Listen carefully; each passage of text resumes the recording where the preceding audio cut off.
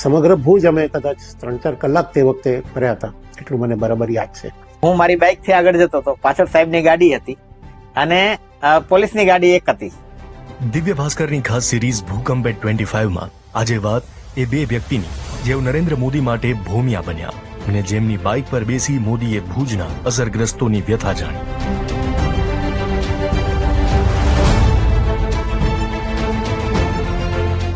ગુજરાતમાં ભૂકંપ આવ્યા બાદ નરેન્દ્ર મોદીને મોટરસાયકલ ઉપર જેણે ફેરવ્યા હતા એ દિલીપભાઈ દેશમુખ, અને મુખ્યમંત્રી બન્યા બાદ ચોબારી ગામમાં જેણે ફેરવ્યા હતા એ રામજીભાઈ મેરિયા સાથે આપણે વાત કરીશું. ચોબારી ગામ જે ભૂકંપનું એપિસેન્ટર હતું. અહીં 550 થી વધુ લોકોએ જીવ ગુમાવ્યા. ગામના રામજી મેરિયા ધ્વજવંદન કરાવી રહ્યા હતા અને ક્ષણમાં જ બધું ધરાશાયી થયું.